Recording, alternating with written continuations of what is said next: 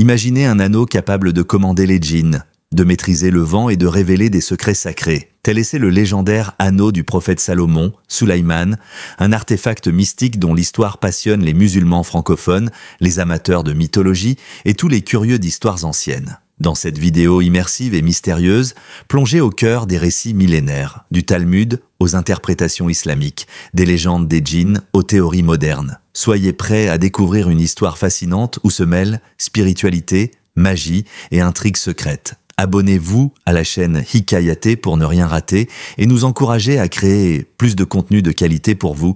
Merci d'avance.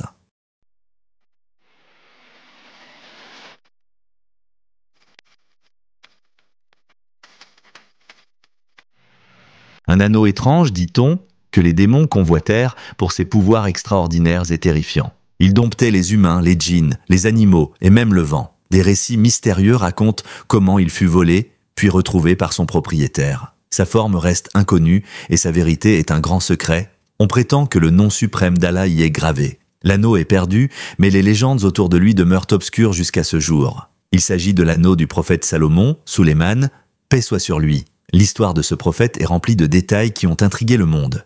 Depuis son prétendu temple, abordé en détail dans un précédent épisode, jusqu'à son anneau prodigieux dont je vais parler aujourd'hui. Nous explorerons cette légende et la vérité des récits transmis de génération en génération. En bref, nous tenterons de répondre à une question centrale.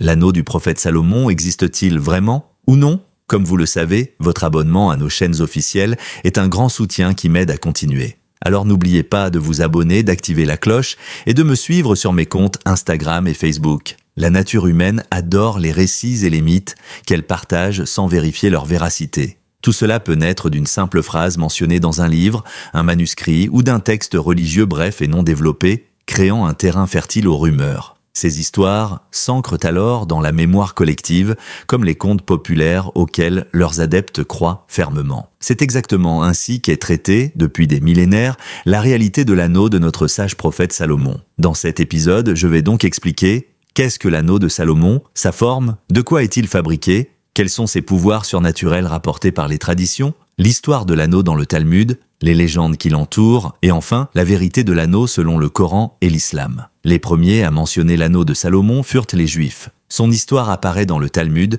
puis fut transmise avec des détails ajoutés, certains étranges, d'autres fascinants. Commençons par le récit juif, puis approchons-le du point de vue de l'islam, en nous appuyant sur les versets coraniques et les recherches des penseurs musulmans. L'anneau de Salomon est un objet miraculeux doté de pouvoirs exceptionnels accordés par Allah à son prophète pour soumettre djinns, démons, communiquer avec les animaux, les objets et même le vent. On dit aussi qu'il pouvait guérir les maladies physiques et mentales, notamment grâce au nom suprême d'Allah gravé dessus, un nom dont la nature reste inconnue à ce jour. Certains s'étonnent de l'idée de communiquer avec le vent ou les animaux. Mais nous connaissons tous les récits, certains cités dans le Coran sur la relation de Salomon avec les animaux et sa maîtrise du vent pour le bien commun. On raconte qu'un jour, le roi Salomon se dirigeait avec son armée vers le sud, vers le royaume de Saba. En chemin, ils durent traverser la vallée des fourmis. À leur arrivée, une fourmi lança l'alerte dans tout le royaume, ordonnant à tous de se réfugier pour éviter d'être écrasés par Salomon et son armée. Que se passa-t-il selon vous ?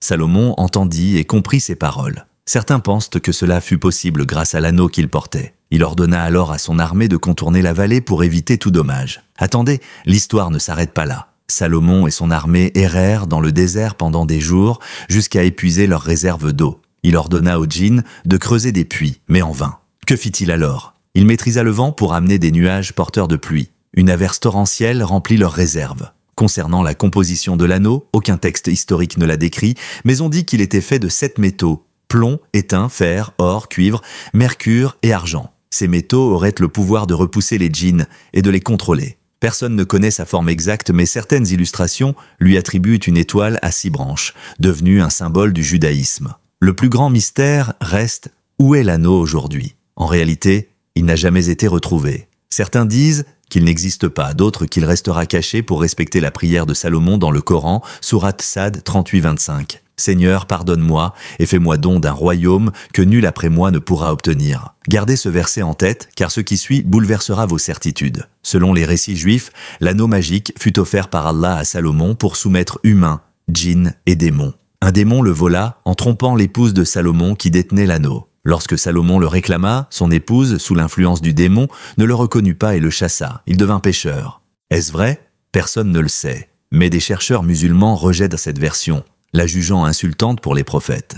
Avant d'approfondir l'avis des savants, écoutez ces légendes répandues, certaines issues du Talmud, d'autres tentant d'interpréter les versets coraniques sur Salomon. Par exemple, dans la sourate Sad 38-34, nous avons éprouvé Salomon en plaçant un corps sur son trône, puis il se repentit. Plusieurs interprétations existent, mais sans source religieuse solide, alimentant ainsi les mythes. Interprétation 1Ga. Salomon traversa une période de faiblesse où il ne pouvait agir, comme un corps inerte sur son trône, jusqu'à sa prière pour un royaume unique. Interprétation 2. Salomon cacha son fils nouveau-né par peur des démons en le confiant au vent. Allah le punit en le privant temporairement de pouvoir. Interprétation 3. Un démon nommé Sacre vola l'anneau en se faisant passer pour Salomon auprès de son épouse. Selon la légende, Salomon, expulsé, travailla comme pêcheur pendant 40 jours. Un jour, il retrouva l'anneau dans le ventre d'un poisson. Comment? Le démon, démasqué par le ministre Asaph, s'enfuit et perdit l'anneau dans la mer, avalé par un poisson. Pourquoi 40 jours? Une autre légende explique, Salomon épousa la fille du roi de Sidon, actuel Liban, qui lui demanda de construire une statue pour son père. Quand Salomon découvrit qu'elle l'adorait secrètement, il la détruisit. Allah le priva alors de son anneau 40 jours. Pendant cette période, Salomon se repentit sans relâche. Une légende ajoute qu'il confia l'anneau à son épouse avant d'entrer aux toilettes, permettant au démon de le voler. Finalement, Salomon captura le démon, l'enferma dans un coffre en marbre et le jeta en mer. Les savants musulmans rejettent ces récits. Un démon ne peut imiter un prophète. Allah n'a pas besoin d'un objet physique pour accorder un royaume. Ceci en Elia Coran 34-12, nous lui soumîmes le vent, sans mention d'anneau. Selon le chercheur Ali Mansour Al-Kayali, l'anneau de Salomon n'est pas physique mais linguistique. La Basmala, Bismillah ar-Rahman ar-Rahim. C'est par cette phrase que la reine de Saba reconnut son message. Chaque sourate du Coran commence par ce sceau. Al-Kayali explique aussi que Salomon bâtit sa civilisation en mer, d'où l'absence d'artefacts terrestres, conformément au verset « Accorde-moi un royaume que nul n'aura après moi ». En résumé, la majorité de ces récits relèvent du mythe, mais leur popularité persiste. L'énigme de l'anneau de Salomon demeure, réalité ou fiction. Seul Allah le sait. N'oubliez pas de partager vos avis en commentaire, de partager la vidéo et de vous abonner à la chaîne Hikayaté